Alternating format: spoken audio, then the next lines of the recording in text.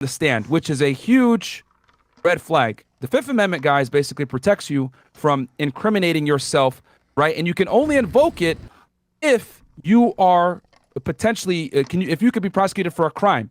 So the fact that she was a state witness, right, for the prosecution, if I'm not mistaken, Yep. and then she went ahead and took the fifth, is a big red flag because she knew if I tell y'all the truth, I am more than likely going to incriminate myself for some other type of crime. Okay, because when you go on the stand, guys, they put you under oath, and when you're under oath, you cannot lie. If you lie, you basically perjured yourself, or it can get hit with false statements, whatever it may be. This is a state case, so it's just going to be perjury, right? So, and I knew this from before, right? And I had predicted this before when I read the police report that there's no way Tori could have been the shooter. It just didn't make sense. So when she was saying, hey, I don't want to talk, well, there's a couple of issues here. One, if she does tell the full story, she's going to admit to basically getting in a fist fight. Number two, she's going to admit to lying to police, right? Impeding an investigation, and which is the news that's coming out now, is that allegedly she was the one that shot. So all these things, right, are things that can get her jammed up and incriminate herself in the future. So her taking the fifth on the stand, right, is a big red flag because you can't take the fifth unless you're culpable for some type of criminal offense.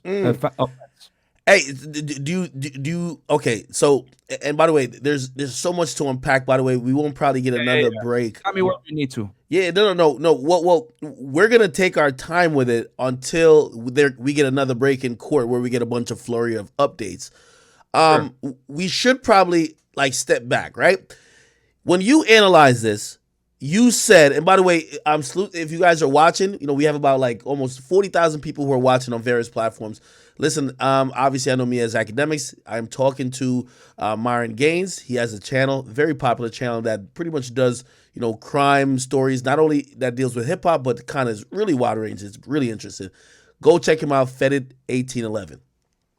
Oh, he's a former, well, you can tell your title, brother. Yeah, I was a former special agent with Homeland Security Investigations. I've done state cases, federal cases. I've done everything from racketeering cases to human smuggling, gun trafficking, drug trafficking. Pretty much any crime you could think of, child exploitation, I've pretty much done it. Okay. Now, this is what I wanted to ask you. So we're taking a step back. You said from what you analyzed, and you really went in detail, looking at every piece of evidence that was out there. You said it was impossible that Tori was a shooter. Okay. We've been working on a bunch of theories, and a lot of times with me, I'm working on like, maybe this is a theory, right? So let me give you a theory. I've always said that there's a struggle for the gun. Yeah. How does that sound? Like, explain everything. I've seen you even brought up the Google Maps of the fucking area. I thought that was a beautiful video. I might even put that on the screen when you covered it up. You covered it. Let me see. It's on your channel, I know. Yeah, if you just type in Feddit1811, it'll come right up. It's at the top of the thing, the Tory Lanez thing. And yeah, I mean, I have the police report in front of me right now. The biggest thing that kind of was a red flag was the gun was found in the front seat, guys. And that's where Meg was originally sitting. And it was under a handbag. What do you make it? Well, okay. Now I'm going to play devil's advocate, or I'm going to play, okay, I'm the prosecutor. Well, okay, Meg was sitting there initially, but when Meg got back in the vehicle, was she sitting there? Did she return to the same seat, or did they switch positions?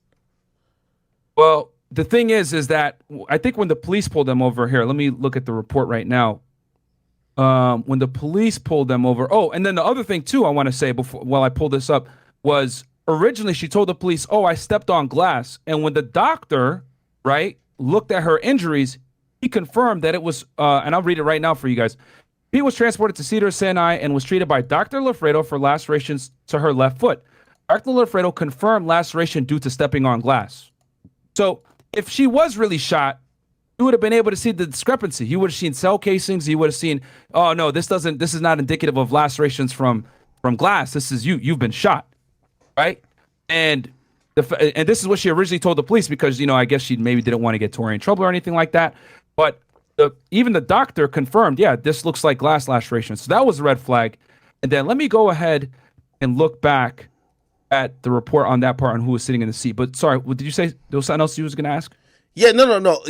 I guess I'm asking that question because I have a whole theory of what I think happened, right? I think, Yo, Meg, and again, you know, we probably deal with things a little bit different because you coming from the side of working in law enforcement, it's more about what's factual based more than what's actually, editorial. Like I'm gonna editorialize a little bit. I think Meg's well, Kelsey doesn't call it a party. She adamantly said today it's not a party, right? She's at some gathering at Kylie's house. Meg, who somehow always want her guy to be in the mix, calls up Tori, come through. Apparently she said she may have texted and FaceTimed him. So she wanted him there bad. Tori gets there.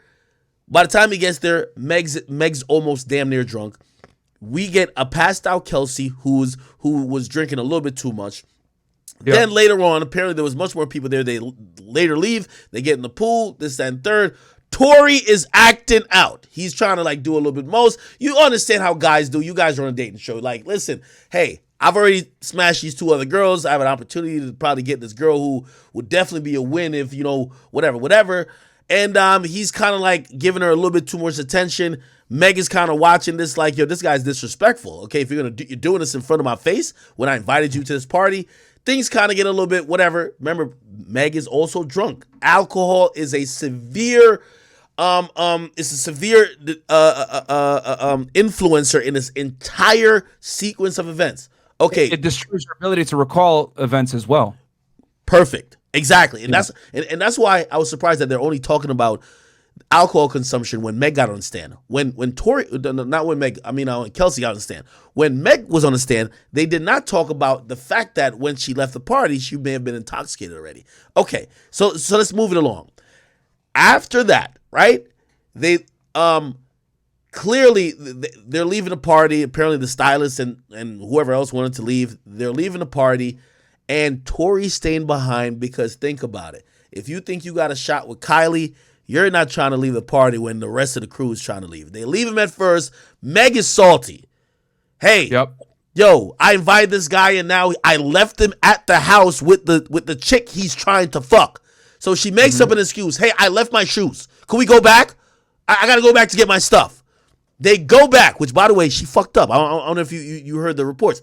She said she don't remember returning back to the house. Kelsey said, we returned to the house. You know what that says? You're obviously a very smart guy. The alcohol is fucking with her memory already.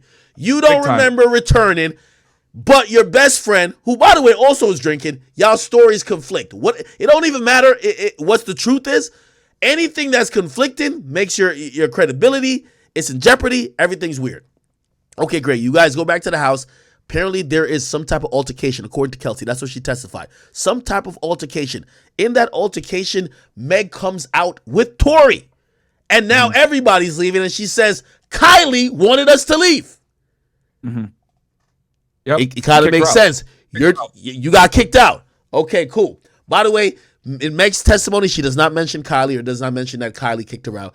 She made it seem like this was a willingly that party left the party. Okay, cool. All right. Now, this is when everything kind of gets a little bit interesting. And we should probably just get to if you have any comments on that, as it relates to the narrative that we've been seeing for 2 years, because now we're hearing actual testimony, please chime in. This is exactly why I got you on here, right?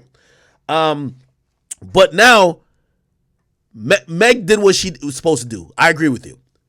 Kelsey shows up today, and I said to someone who was in court yesterday, I said, based on what I think happened, it's ridiculous to me that she would show up and testify unless she has an immunity deal. Yep.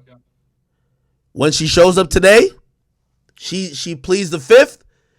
Apparently the prosecutor says, well, listen, we're not going to prosecute her. And they then have a conversation. It's probably a sidebar about an immunity deal. She gets an immunity deal.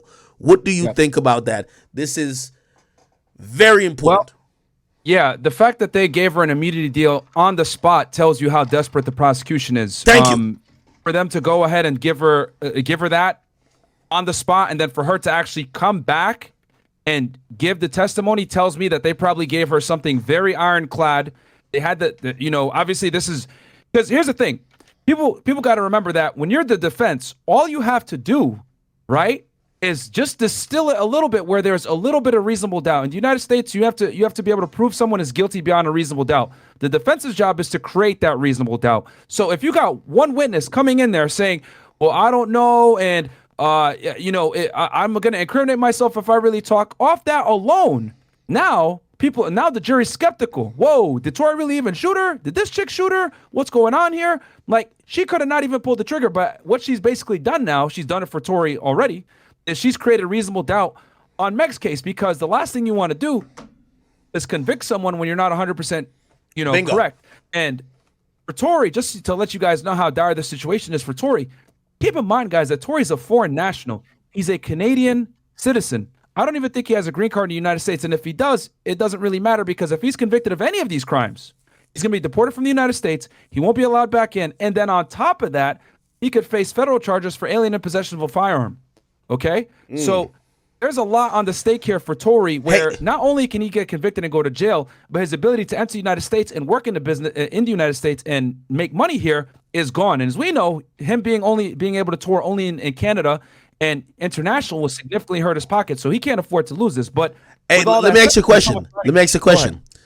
Yeah. The charge that got thrown in while he was in jury selection. Yeah, it was weird. It was an added charge. Last minute, they had 2 years to look at it. 2 years. Thrown in last minute.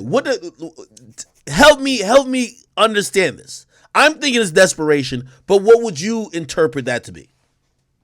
Yeah, and if I'm not mistaken, the charge was discharging of a firearm. Basically, they're just trying to get anything to stick. I think they know at this point, to some degree, the prosecution knows that the case against Tori for actually shooting Meg is weak. So let's go ahead and throw in another felony, right, which will make him deportable. Remember, guys, if he's convicted of any felony, he's immediately deportable, all right? And get him on something. Because if we can't prove he actually shot Meg, maybe we can get him for discharging of a firearm. Maybe we can establish that he had the gun in his hand at some point and he was responsible for the gun discharging. Because if I'm not mistaken, all 4 of their DNA was found on the gun, right? Or three members of in the vehicle, all of their DNA was found on the gun. Or there were 4 different DNA profiles found on the weapon. However, Meg was not swabbed, or they didn't grab her DNA. Exactly. You're right. So it's very probable that she might have been the 4th individual that had her DNA on the gun. So they're just throwing that in there to say, oh, well, listen, we know there's 4 different DNA profiles on the firearm, but maybe Tori was responsible for discharging one of the bullets, which would immediately make him, susceptible to getting hit with this charge, which is discharging a firearm. Basically, it was they're trying to get something to stick here. Okay.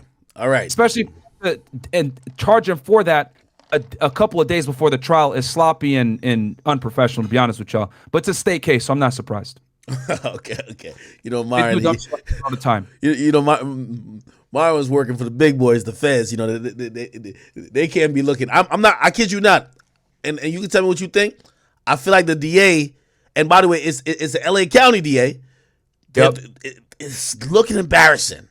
It's looking embarrassing. You got to remember that Los Angeles has had a very bad history of prosecuting cases. I mean, OJ will forever be a black eye in the history of Los Angeles, and they've just lost a lot of cases, right? And the problem with the Los Angeles County DA's office is they like to clout chase sometimes, and they took this case on more for let's go after him, etc. If this was like regular people, and everyone was drunk as hell and no one knew what the hell really happened, they probably would have been reluctant to prosecute the case.